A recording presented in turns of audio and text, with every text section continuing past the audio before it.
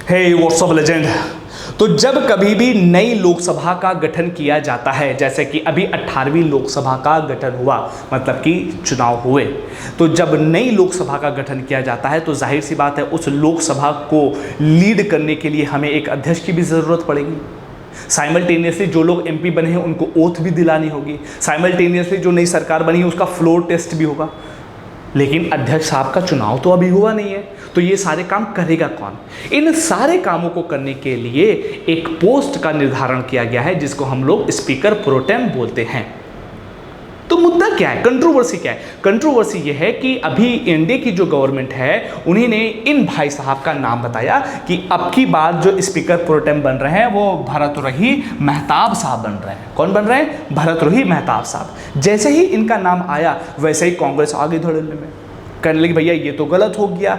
चूंकि प्रथा ये चली आ रही है, रूल ये कहता है, रूल का मतलब कॉन्स्टिट्यूशन नहीं कहता है, ये प्रथा और कन्वेंशन चली आ रही है कि जो लोकसभा को जो सबसे सीनियर मोस्ट पर्सन होगा, एज के आधार पे नहीं, एक्सपीरियंस के आधार पर, जो सबसे सीनियर मोस्ट मेंबर होगा उस लोकसभा में, उसको कहीं ना कहीं स्पीकर प्रोटेम का पद दिया जाएगा। तो कांग्रेस ये बोल रही है कि जो के, इनका नाम है के सुरेश साहब, ये जो हैं इनके पास 8 टर्म हैं और इनके पास 7 टर्म हैं, तो एक्सपीरियंस के आधार पर तो ये आपके सीनियर मोस्ट हो गए। लेकिन बीजेपी इसकी कंट्रोवर्सी में बोल रही है कि ये जो है ये रेगुलर है, मतलब 7 बार से लगातार बन रहे हैं, लेकिन के सुरेश साहब बीच में 2 बार 2 टाइम्स ये लोकसभा के मेंबर नहीं रहे हैं।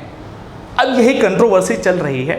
अब एग्जैक्टली स्पीकर प्रोटेम होते क्या है, इनके बारे में प्रोसेस क्या है, इन्हीं के बारे में मैं इक़्तिदार अली खान मीमांसा IAS के प्लेटफॉर्म से आपका स्वागत करता हूं। और इस वीडियो को देखने के बाद आप जागरूक नागरिक की बढ़ने की रिस्पेक्ट में एक कदम और आगे बढ़ा चुके होंगे। तो चलिए स्टार्ट करते हैं। बस आप मेरी बातों को सुनिएगा, 2 मिनट में चीज़ें कंप्लीट हो जाएंगी। अगर आपको कुछ पढ़ना होगा तो आगे मैंने PPT दी हुई है, आप उसको पढ़ सकते हैं, वहाँ से स्क्रीनशॉट भी ले सकते हैं, मैं दिखा भी देता हूँ। देखिए, स्पीकर प्रोटेम साहब के बारे में एज सच कॉन्स्टिट्यूशन में कहीं भी कुछ नहीं लिखा हुआ है, लेकिन आर्टिकल 95 के तहत, आर्टिकल 95 के क्लॉज 1 के तहत थोड़ी बहुत रेफरेंस यहाँ से हमको मिल जाता है। डायरेक्टली स्पीकर प्रोटेम नहीं लिखा हुआ है, लेकिन हम रेफरेंस कौन सा आर्टिकल के लेते हैं? आर्टिकल 95 का क्लॉज 1 का रेफरेंस लेते हैं।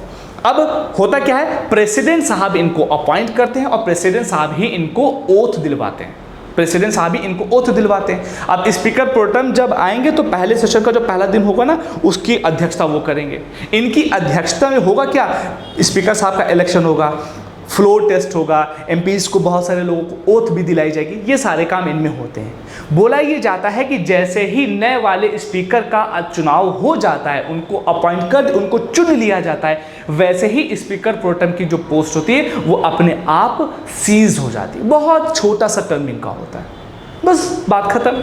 अब मुद्दा ये है कि इनकी ड्यूटीज़ क्या है। ड्यूटीज़ के बारे में मैंने आपको बता दिया, वही सारी बातें यहाँ PPT में भी लिखी हुई हैं कि फर्स्ट सिटिंग को यही चेयर करते हैं, ठीक है। उसके बाद ओथ दिलाते हैं, नए नए जो MP आते हैं उनको ओथ दिलाई जाती है। और उसके बाद vote for the speaker and deputy speaker का जब इलेक्शन होता है तो उसमें वोटिंग का भी मैकेनिज्म यही देख रहे होते हैं। इट मीन्स छोटे मोटे से काम है, लेकिन अपोजिशन मजबूत है तो अपोजिशन हर चीज़ के ऊपर कंट्रोवर्सी करेगी। और मुझे लगता है कि एक बेहतर अपोजिशन होना किसी भी डेमोक्रेसी के लिए सबसे ज़्यादा ज़रूरी है। आई होप वीडियो बहुत छोटी थी, आपको समझ में आई होगी। समझ में आई हो तो लाइक, शेयर, सब्सक्राइब और कमेंट ज़रूर करिएगा। Thank you so much for watching. Till then, stop सज्ड एंड खोखली बातें नहीं।